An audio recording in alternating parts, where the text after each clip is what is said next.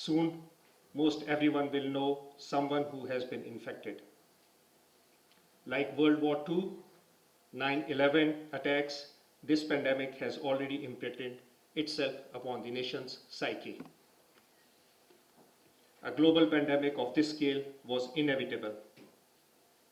In October 2019, the Johns Hopkins Center for Health Security wargamed what might happen if a new coronavirus hit the world.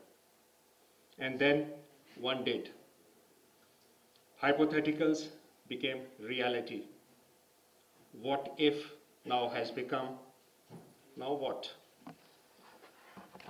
Behind all these things, our hope that Wuhan is coming or springing back to life.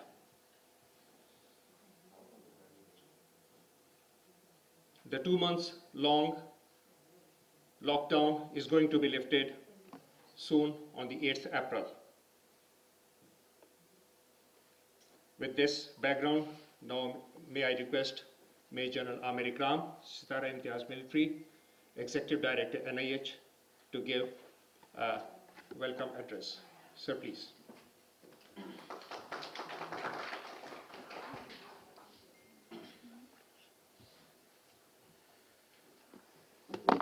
Very Honorable His Excellency, the Chinese Ambassador, and very, very dear delegates from China and colleagues. It's indeed a pleasure for having this forum at NIH that has been organized, which has not been possible.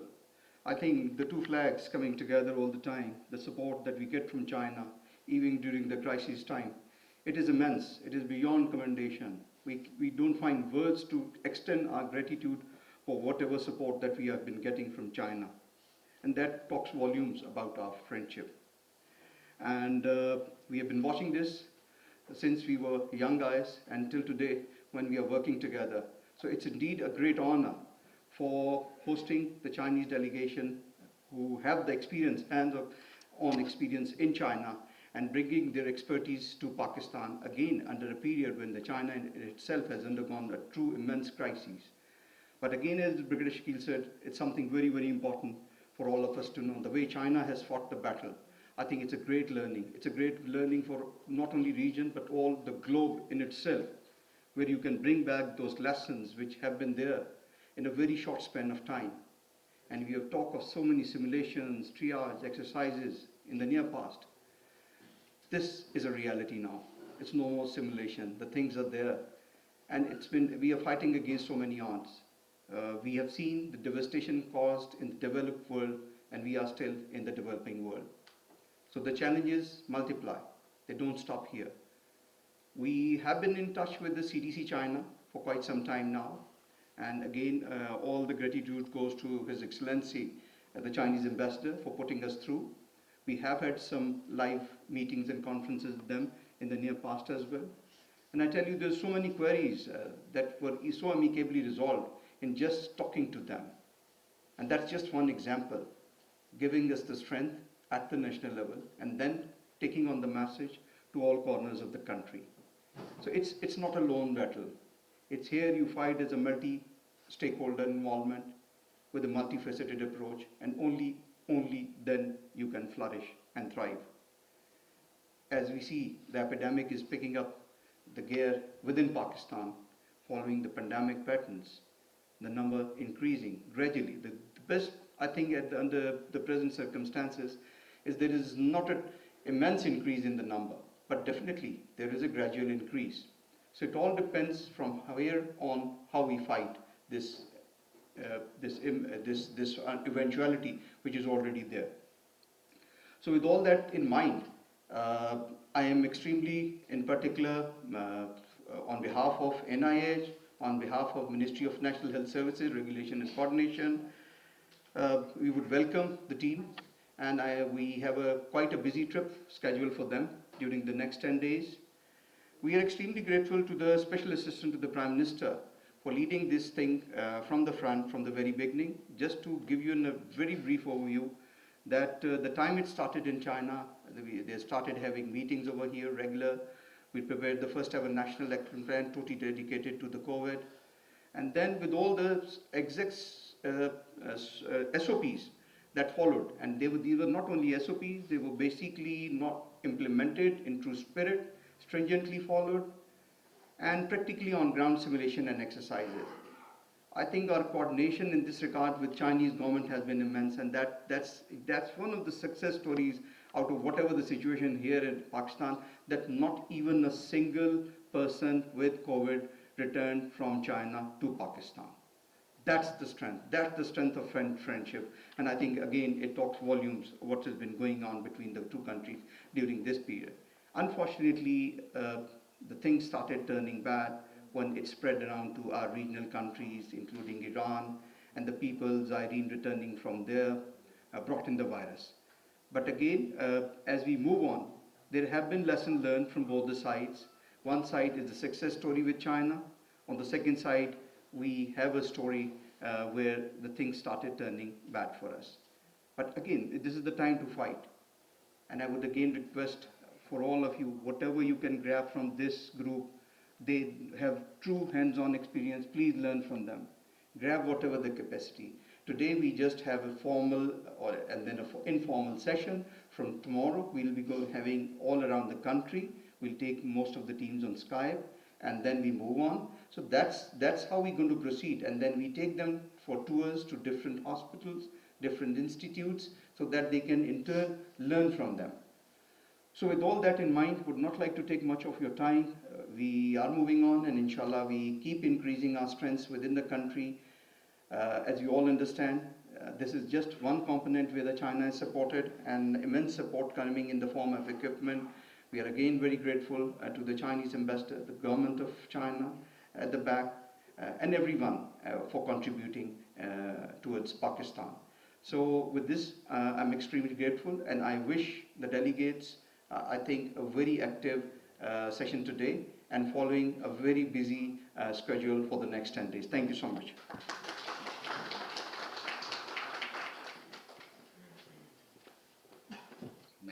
Medication.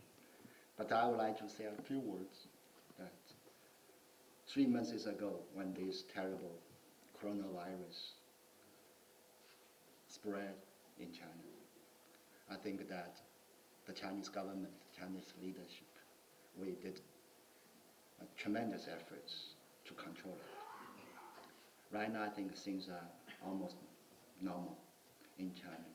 However, unfortunately, it came out of it to go to the global. But from the very beginning, I think that the Chinese government and Pakistani government, we had very close contacts and coordination, trying to understand, prevent, because between China and Pakistan, we have very strong economic relations and a large number of people-to-people contacts. From my witnessing, that the Pakistani government, under the leadership of the Prime Minister Imran Khan, that you have created awareness very promptly, and you have adopted efficient measures in dealing with this challenge.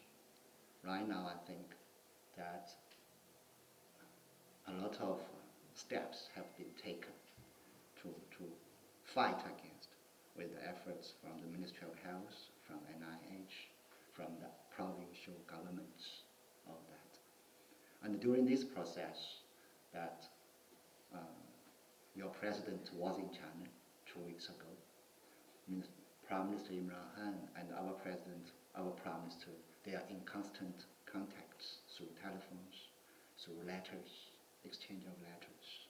And right now that our government sent the medical team to come to Pakistan to share our experience. The director was kind that for you to learn, but I think it is a mutual learning from each other, because this is an unintended and this is an unprecedented challenge for all over the world. The Chinese government is ready to provide whatever assistance for Pakistan, because Pakistan is our #1 priority in the international community.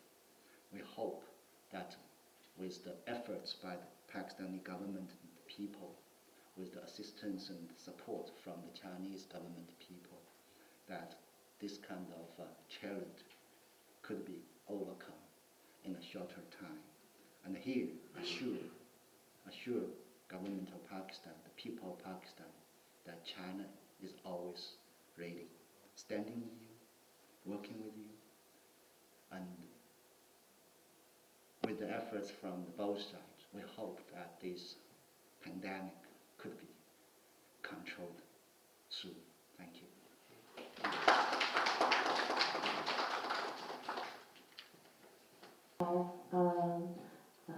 National Institute of Health in Pakistan and ambassador and director here in Pakistan. We are honored to be here to give our greetings to all of you and share our experience in China here. 这是我们中国支援巴基斯坦抗疫医疗组的成员都是第一次来到美丽的巴基斯坦。Our medical team members all are first time to be here to visit Pakistan. 中国和巴基斯坦是建立了全天候的战略合作伙伴关系。There's all-weather partnership between China and Pakistan from our long time ago until now. 两国人民的友谊源远流长。The friendship between China and Pakistan has a long history. 在前一个时期，中国遇到突如其来的这个新冠疫情的袭击的时候，巴基斯坦的人民伸出了友谊的援助之手，给中国捐助了77万件的抗疫物资。Several months ago in China, during the crisis, Cold War 19 epidemic crisis time, Pakistan gave us very important help, very important donations, like gave us 77 medical equipment and supplies. We are very thankful for this. 这也正如咱们巴基斯坦总统所说的，我们两国是患难见真情。Like the President of Pakistan said the word, a friend in need is a friend indeed. Thank you. 那么，中国现在的抗击新冠肺炎疫情应该说取得了一个阶段性的成果。Our work to anti-COVID-19 epidemic work has reached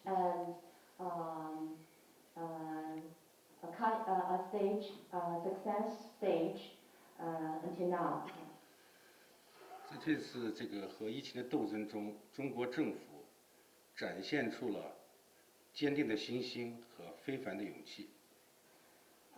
During this crisis time, our government have expressed the resolute mind and the forceful procedures. 中国人民也表现出了强大的团结力、凝聚力和依从性。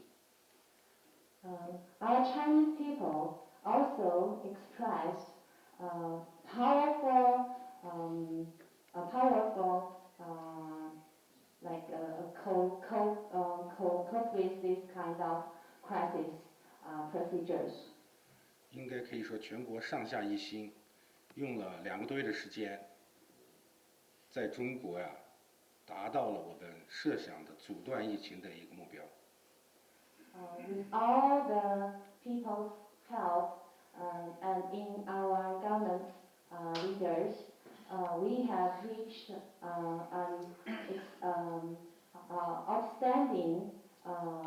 outstanding results until now.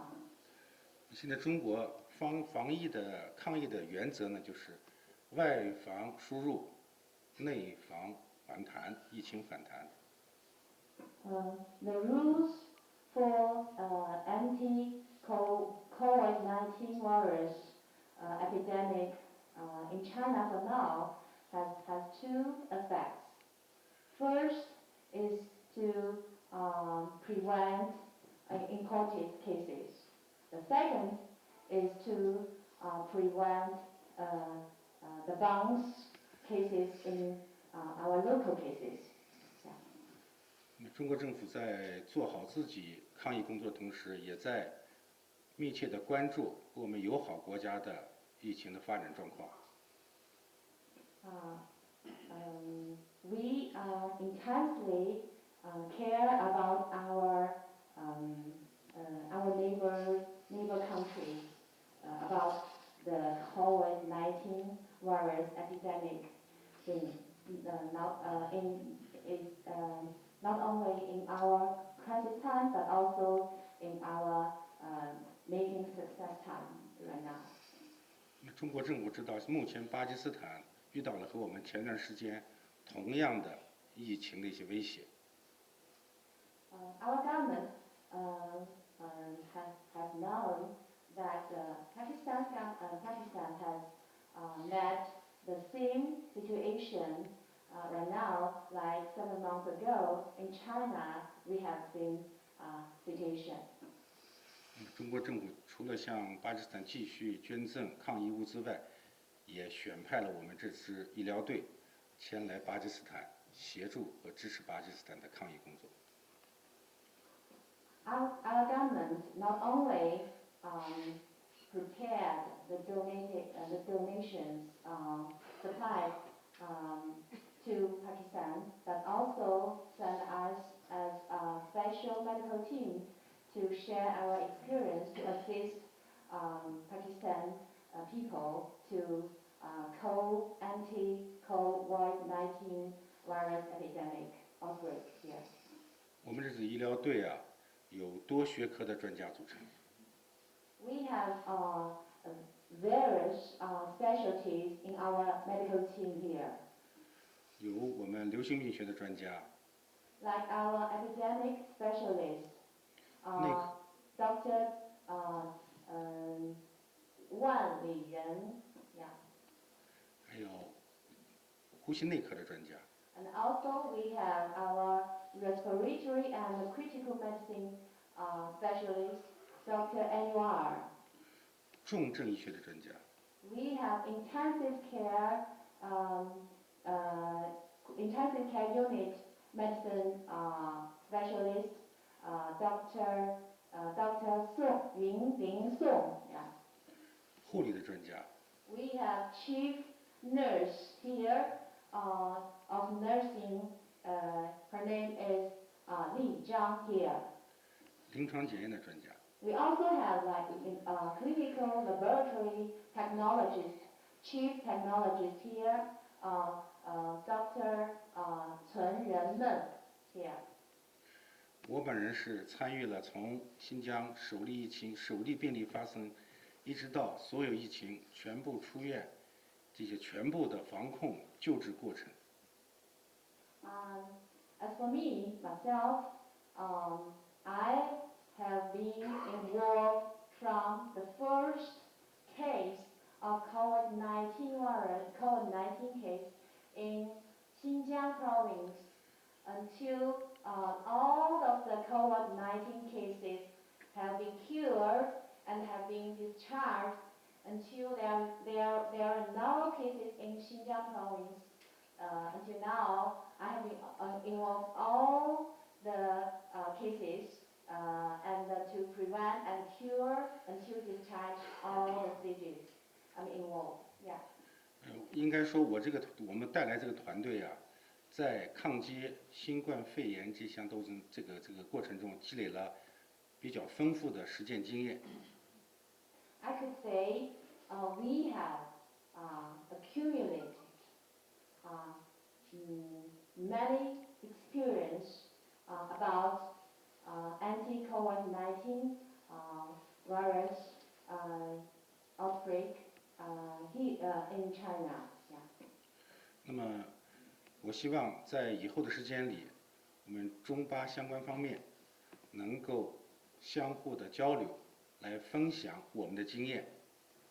I hope in latest days we could communicate closely and share our experience to anti the COVID-19 epidemic outbreak in the future. Yeah. 中国人民和中国的医务工作者愿意和巴基斯坦人民和医务工作者在一起，共同来应对这次全球的公共卫生安全的威胁。Chinese people, including Chinese medical staff, we are all will to be together to cope with this COVID-19 virus epidemic outbreak all over the world, to help all over the people to get through this crisis together.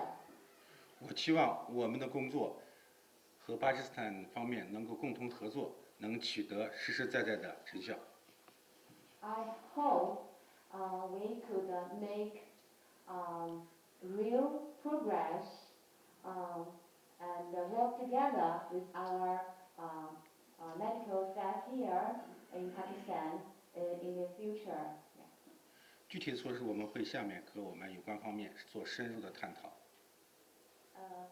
The content about the procedures on how to cope with the COVID-19 epidemic outbreak, we will discuss together in detail later. 再次感谢巴基斯坦卫生部、咱们大使馆对我们工作的支持和配合。Thanks again to all to the ambassador of Pakistan, the director of the NIH here in Pakistan, and all the directors here in Pakistan, and our ambassador here in Pakistan. Thank you, all of you. Thank you. Thank you so much. Please keep them standing. And louder, please, louder, clapping. Yeah. Thank you so much. Thank you. China in Pakistan,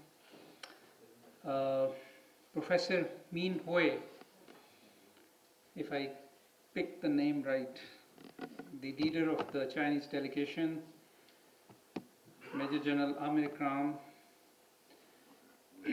the Executive Director of National Institute of Health, ladies and gentlemen, Assalamu alaikum. First of all, I very warmly welcome the Chinese delegation, medical team at this time to visit Pakistan, which is very important for us. And on behalf of the government of Pakistan, I welcome you very warmly. I'm very thankful to the Chinese government to arrange this visit. And I'm also very thankful, Your Excellency, to you, the ambassador of China in Pakistan, and our ambassador in China, who has also facilitated, and our foreign office.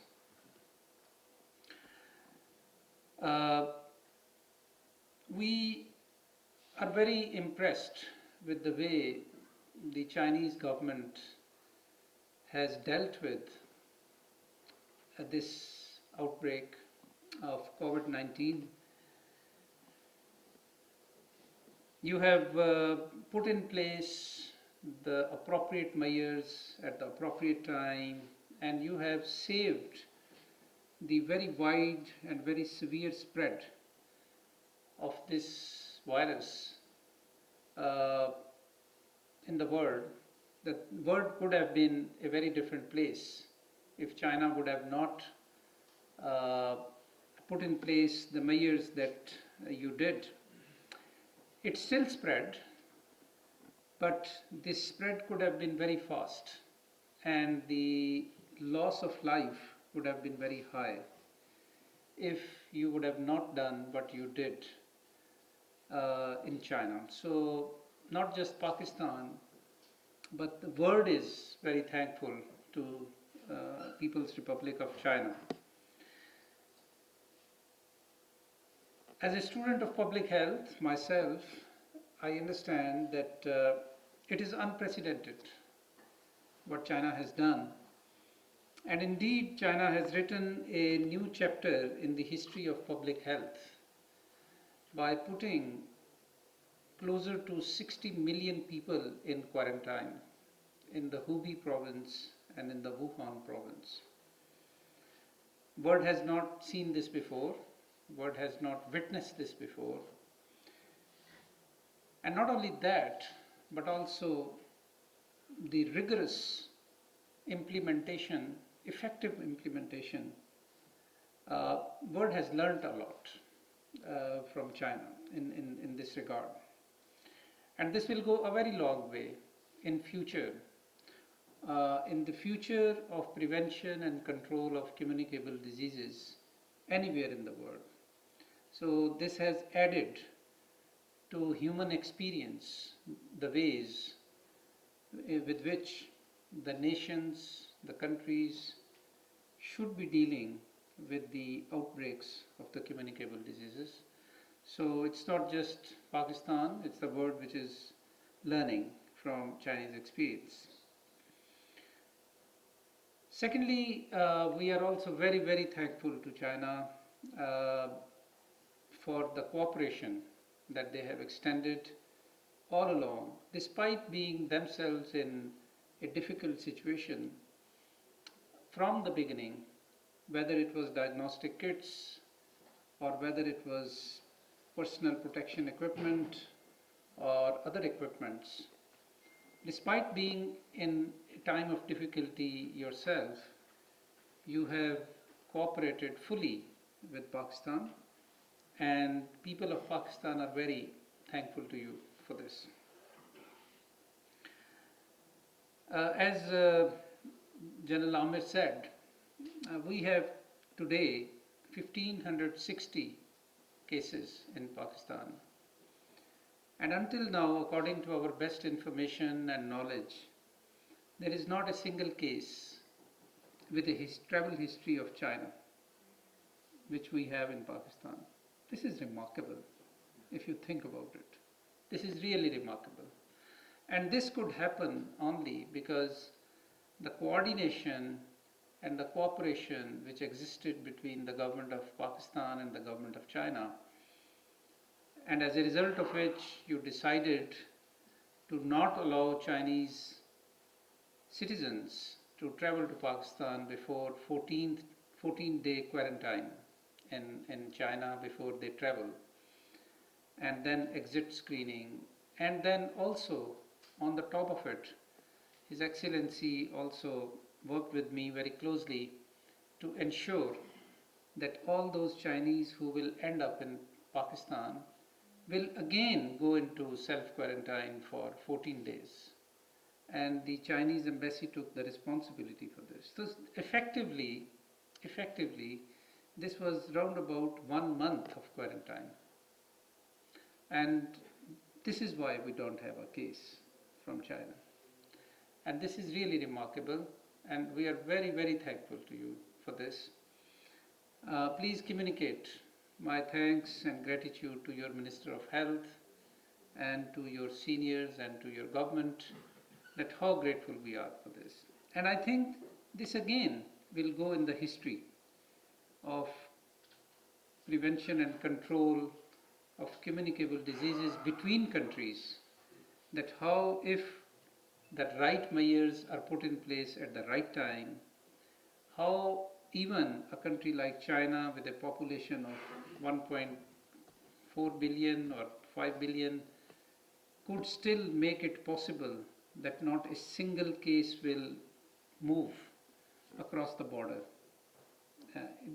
We are perhaps not realizing this at this point in time because we are living through it.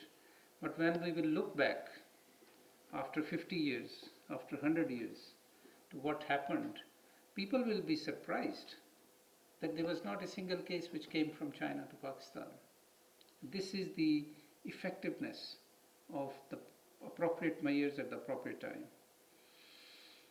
We also decided, it was a tough decision for us, we also decided not to uh, evacuate our students from Wuhan. And it was a very tough decision for us. But we worked again very closely with the Chinese government, and we just followed their recommendations and their policies and their regulations. Chinese were very nice. They allowed those countries who wanted to evacuate against their recommendation. But Pakistan was one country who followed it, and they took good care of our students.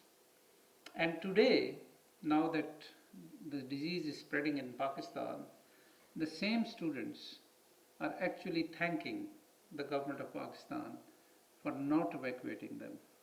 And they are requesting us to take care of their families and parents here, as well as Chinese took care of them there. Recently, our President of Pakistan, our Foreign Minister, our Minister of Planning, they all went to China. I was also supposed to go, but because of the situation here, I didn't. And our President and our Foreign Minister and Minister of Planning, they all spoke with the students in Wuhan through Skype. And those students were actually thanking our President. And they told our President that we are quite happy here, we are being taken care of quite well by the Chinese government, and this was the right thing to do. And we are now thankful that you made this decision, despite we were pressurizing you and our families were pressurizing you for making this decision.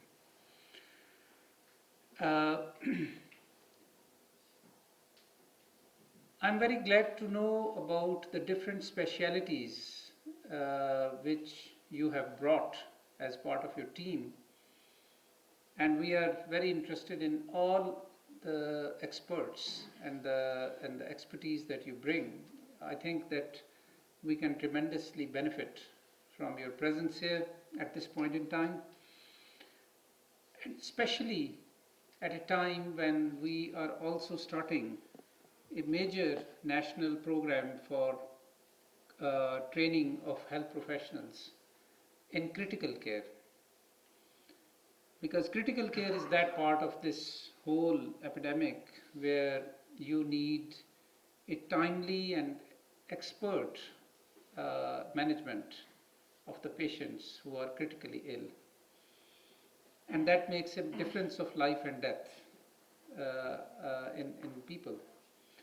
So we have almost finalized our plan, and I would like my team, which is planning this training, this will be a 2-day crash training for clinicians in critical care, and I would really very much like the expert that you have on critical care to sit with our team and discuss with them our plan, and if there is any input or advice that you can give, it will be very helpful for us. Lastly, in every challenge, there is an opportunity. And the opportunity that we have today in the world, not just in Pakistan, is that we should make use of the attention, the political attention, the financial attention which is going into health sector today. It is also unprecedented. The world has never seen this kind of attention to health sector. Today, for the whole population of the world, the number one concern is health. Our challenge as policymakers is that how we leverage this attention and turn this into an opportunity to start thinking in long term about building our health systems in such a way that we are strong enough next time, or relatively strong next time, when we have these kind of problems. In Pakistan, like in many other developing countries, when there are no health emergencies, we do not pay attention to building our capacity for health emergencies. This is natural because other priorities in health sector take over. But this outbreak, one thing which it has done is that people should not forget to invest in building their health security infrastructure in the country. In peace times, by peace times I mean when there is no emergency, when there is no health emergency, that is the time to invest in your capacity and to prepare to respond effectively for the health emergencies. Because during emergency, you can only do few limited things. And those also remain very ad hoc, because once that emergency will be over, those efforts will also be over. But if you have an underlying good system and you keep investing in it, then that system becomes your guarantee for generating an effective response for a disease. So I think it is very important that Pakistan and China, as two old friends, strengthen and deepen our cooperation in health for future, so that we learn from each other, we learn more from you, the way you have developed your health sector, and we, with your cooperation, also under CPEC or otherwise, we try to strengthen and deepen our cooperation as one of the major elements of our bilateral cooperation between China and Pakistan. Yes, infrastructure is very important. Yes, trade is very important. Economies are very important. But all these are important if you have healthy populations to take benefit from them. If people are not healthy, all these things become meaningless.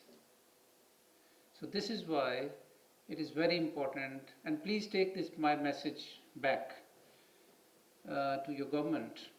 We are already talking at different level, at higher level with each other, that how we strengthen our health cooperation between People's Republic of China and Pakistan. If it was not outbreak, I would have invited you for a dinner, but all restaurants are closed. So next time, when you come in better times, we will be much more hospitable. Like Chinese people's hospitality, when I have visited China many times, very hospitable people, but we keep it for the next time. Thank you very much and enjoy your stay.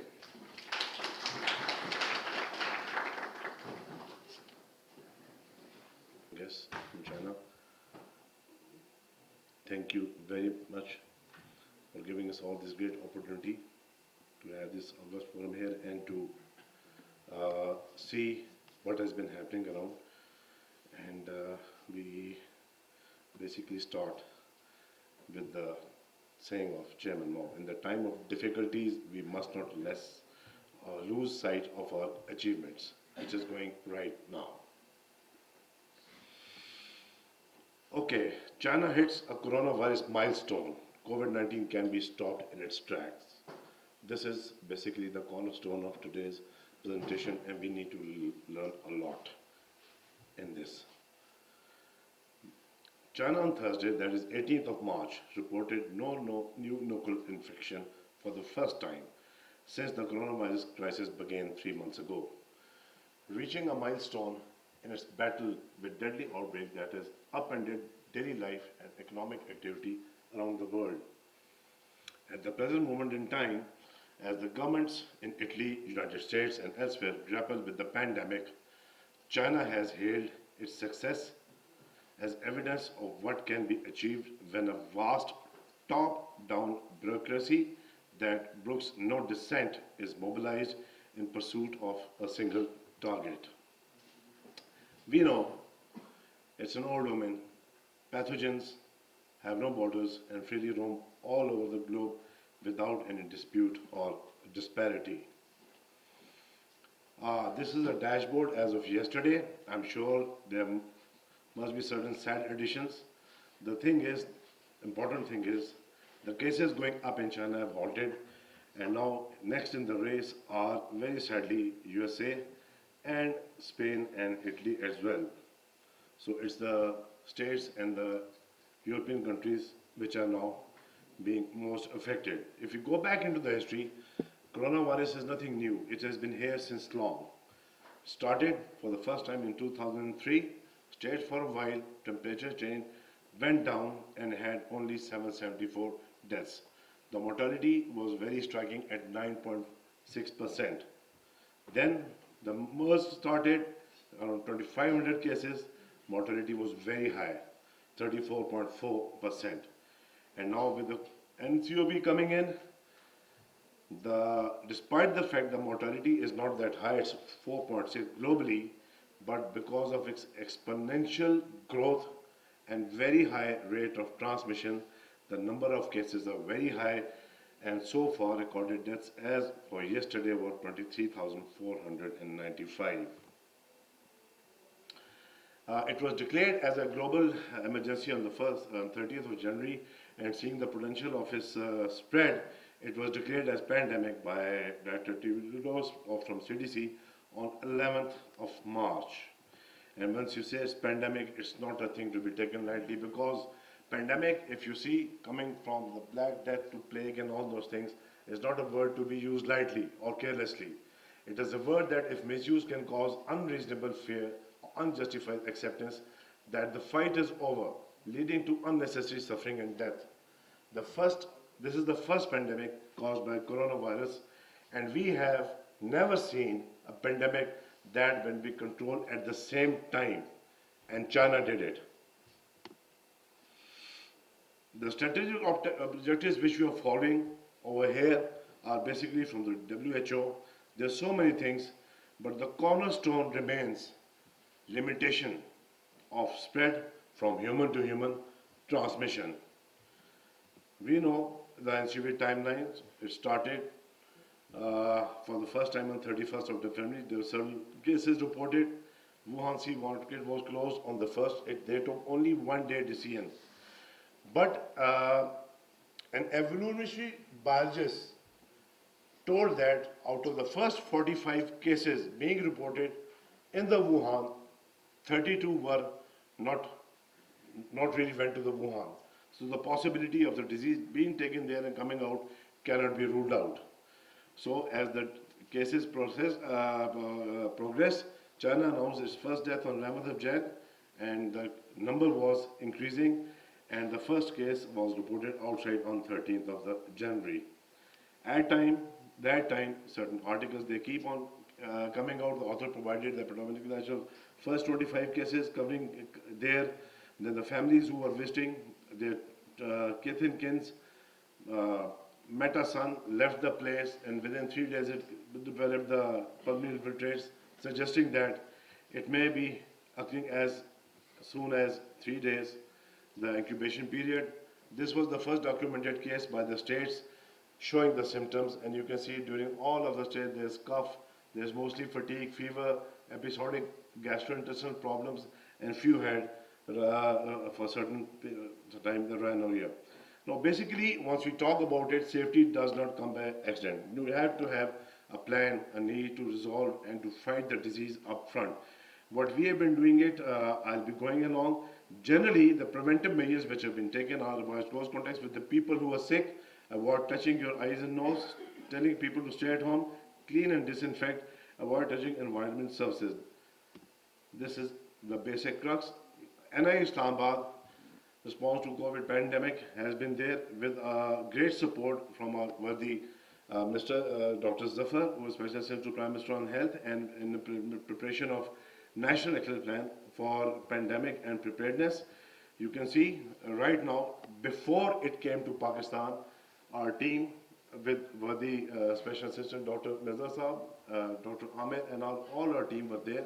They were at the airport seeing how to receive the guests once they start coming and how to make it safer for us. FEA DST teams have been working with the public in England in making of a NCOV-19 response. Then it was said as that, not as a COVID. And I arranged capacity building workshops for medical and paramedic staff and all the hospitals. These are some of the examples. NDMA was there with us, helping us in making all the procedures and policies where we needed their support. Multi-sector coordination meetings were done for the preparedness of coronavirus under our able stewardship. NDMA was there by our side, apart from our Ministry of Health, and NIH and WHO established National Health Information Desk regarding 2019 NCOV at Islamabad airport, and this was before the first flight was coming in. All the preparations were done. Apart from that, we had involved our district administration, and all sorts of awareness sessions were conducted in different university hospitals with the doctors, with the medical students, and also advisories were taken out that to be careful because the disease also spreads from the fomites. We had made a lot of public services messages with our help of our Ministry of Health, telling people that what kind of symptoms if they have to basically report, they have to adopt certain precautionary measures, and the contact numbers of the focal people all over, they were given so that if they have got any problem linked with the disease, they can always contact and not be left out.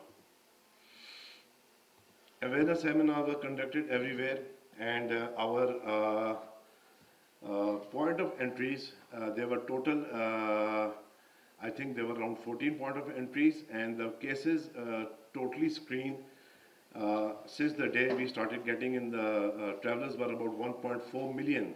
And our central health establishment, which is a part of NIH and our worthy ministry, they established a database system at the airports.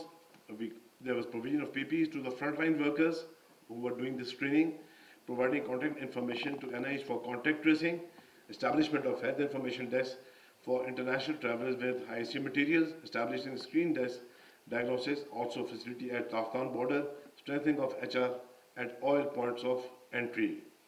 Now, summary of interventions which took place at the brainchild, which is National Institute of Health, with the help of our worthy Ministry of Health, and great inputs from our Special Assistant Prime Minister, Dr. Mirza.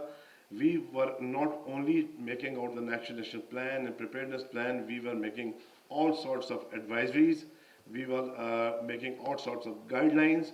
They have been published, they are on our website with the ministry, with NIH, and they have been disseminated through all Pakistan in all the provinces because we are one country. This is our daily situation report which comes out every day. This is as of yesterday. You can see the number of cases which were cumulative test positive 1408, and apart from taking out this report every day, we are sending out the messages for risk communication regarding administrative controls, engineering controls, and social behavior change. NI support for nationwide COVID-19 testing. It has been instrumental. We have supported 14 laboratories nationwide with the help of our worthy Dr. Mirza, the SAPN to the Prime Minister. Provision of technical training to medical technologies for PCR testing was given. Provision of testing equipment wherever required. Provision of PCR testing kits. Establishment of mobile laboratory for screening at the Afghan border. That was a very tough one to do. We removed our whole biosafety level lab with all the PCR equipment, so everybody who is coming from there should be screened. Now, this is a moment of honor, joy, and pride. China, what did they do? They had 4 things which they implemented, and that's why, for the first time in the history of the world, they have defeated this pandemic. Early detection, early reporting, isolation, treatment, in true letter and spirit. The first line battle was won at Wuhan and Hubei. Second line was prevention, a major outbreak in the Beijing.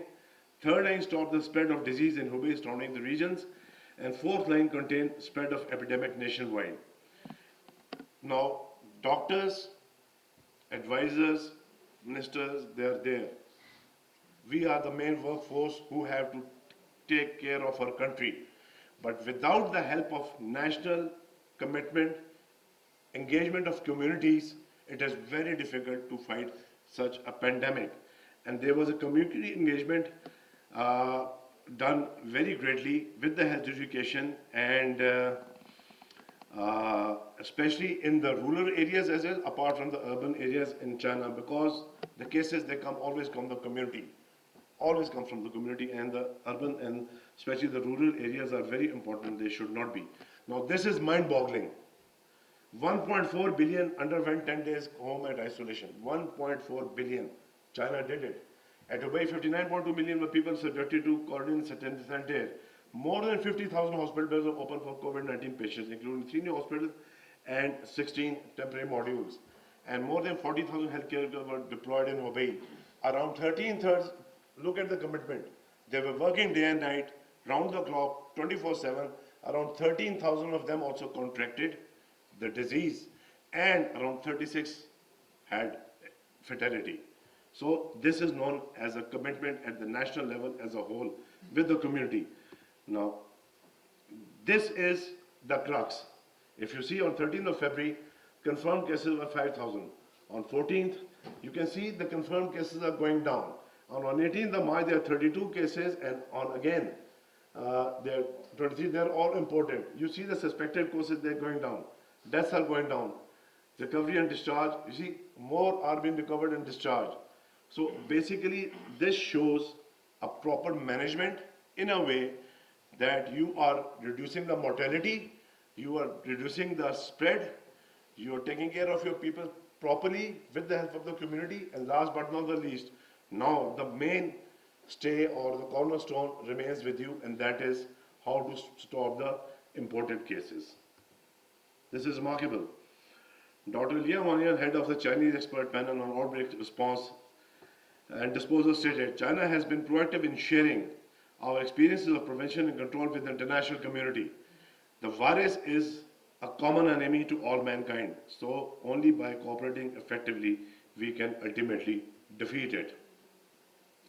Let's go to the Chinese community from the rural setup, see what they've been doing. Look at the banner slogans. We work together and will eventually control the disease. This is from China. Another one. Even during the Spring Festival, staying at home is the best deal. Wear a mask or use the ventilator later. It's your choice. We are coming towards the other side. It's ready to visit each other now. Throwing a party is suicidal, which is still an attire at most of the places, how you would say. If you visit friends today, expect the coronavirus to knock your door tomorrow. These are very clear messages. Early detection, early reporting, early quarantine, this is the main thing which needs to be done. And the public was told, and they complied. They complied. Cover your mouth and nose while sneezing. Don't rub your eyes after you sneeze. So basically, after all this said and done, is the first time in the history of the world a pandemic of such huge, magnanimous nature has happened, and China has happened to control it. This is very small of what they've done. I mean, we were with the Chinese Aviation Conference about which happened on 20th of March, and they shared with us mind-boggling experiences. Our queries are slightly different and on a very small scale at the moment, because whenever a case comes to you, the first thing is you have to diagnose the case. How do we go for the diagnosis? I would very humbly submit, when the disease was hitting the borders of USA and their cases were going higher, CDC was having a lot of problems putting the tests right, their PCRs, and they could not really imagine, doing all PCR correctly, so many of the cases were missed. So once such thing happens, many opportunistic company comes in with new tests. We have got better tests. There is no test better than PCR, no matter what we say. So seeing that happening, some of our queries are the use of diagnostic testing in serology, IgG and IgM, was repeatedly mentioned in China-Indonesia expert video conference on safety and epidemic prevention and control. Is it a standard recommended test recommended by FDA China? Number one. Number two, COVID-19 pandemic has hit the globe for the first time. What are your experiences in utility of IgG and IgM testing diagnosis in disease exclusion and service? Because if it's an old epidemic coming again, you'll have high IgG levels. IgG usually come after 14 to 20 days of exposure. IgM comes after 7 to 10 days of exposure. IgMs are an acute marker of infectivity, and IgGs are those of chronic markers. PCR remains the cornerstone diagnosis in COVID-19. Does IgG, IgM testing add any other additional information? I'll go ahead with a few more. It was shown in the presentation on the China Leadership Conference that PCR, the COVID-19 is excluded when 2 consecutive PCR apart throat swabs are negative or antibody test comes out to be 7 days of onset. Antibodies you don't start to make antibodies at least week to 10 days after it is exposed. Even for the virus itself, if you have an asymptomatic or a minor case, it will start showing around 4 to 6 days, and in extreme cases, the maximum yield is seen on the PCR on the 10th day. So our policy, with the help of our Dr. Mirza, was that if we go to tests like immunoglobulin, IgG and IgM, we don't want to miss the cases. Because for me, it is good to diagnose a positive case as a positive case. It is a less crime to give a false positive, but to give a false negative is like, exposing the community to everybody. So we would like to have your experiences in this, and certain protocols of quarantine. If you turn a hotel to a quarantine place, what could be the SOPs, and sites for best utility of PAPRs. With this, I'll be coming back, and again, the people and the people alone are the motive force in making the world history. And mind you, China has made the world history. Thank you very much.